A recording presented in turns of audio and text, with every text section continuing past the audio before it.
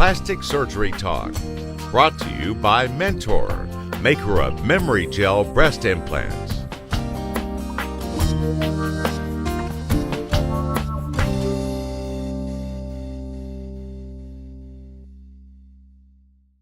Soft tissue fillers, one of the most popular products in global plastic surgery, and we've got the experts to tell you exactly what you need to know. Coming right up.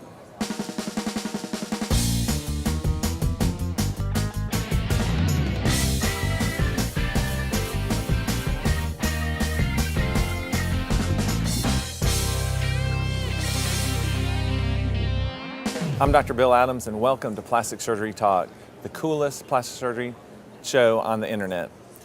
We're going to be talking today here from the American Society of Plastic Surgeons meeting about soft tissue fillers, one of the most popular products in global plastic surgery.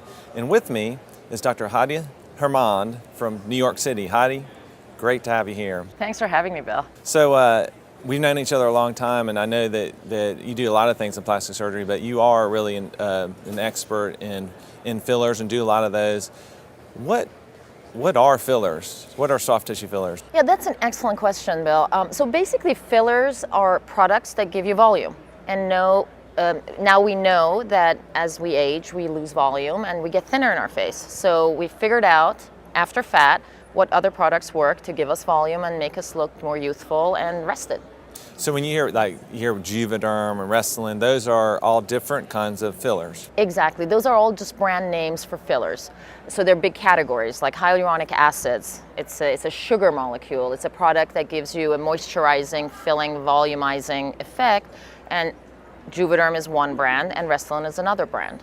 So why do patients come to you and do they come in and say, hey, I want a filler, or they just come to you and say, I want to look better? You know, it's different. Every patient comes with a different complaint, if you will. Some patients, some women and men just feel like they look tired.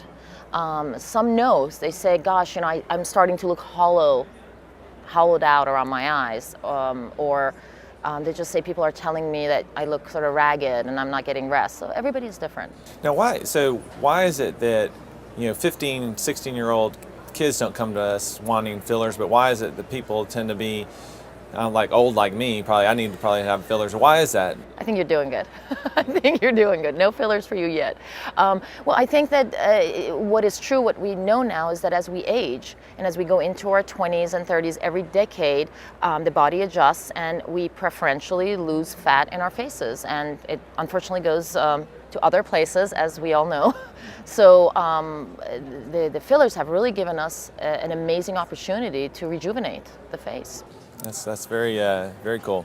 So let's talk about where do you most commonly inject fillers? I think the most commonly injected site is the nasolabial folds. And as you know, and the audience may or may not know this, a lot of the products have been FDA approved initially for filling in this area. We call it the nasolabial, the laugh lines, and so that's probably the most common area. But truthfully, now we know the trick to doing fillers, and if there's one thing that the audience is going to take away from this, I hope, is that we have to pay attention to the whole face. So if we keep putting volume, putting fillers here, and we forget about the cheeks, we forget about the temples, we forget about the brow, around the eyes, even the chin, the face is going to start looking out of balance. And that's really the new trend in how to fill. Let's talk about that a little bit. What are the new trends you see in fillers coming down the pike? Right. Well, as far as the fillers themselves, I think we're going to have a lot of better fillers. And the newest trend in my mind is a filler that is going to actually make your body respond to the filler. So it's not the material itself. It's something that will make your body make collagen, or make your body lose less collagen. And so I think that's going to be the new wave.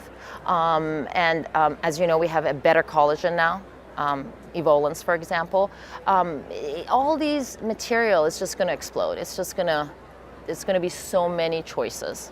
That's and I guess that also would indicate that somebody should go to somebody that has some knowledge about these products and anatomy in order to get a reasonable result. Absolutely, absolutely. I think that, again, this is such a good point that you bring out.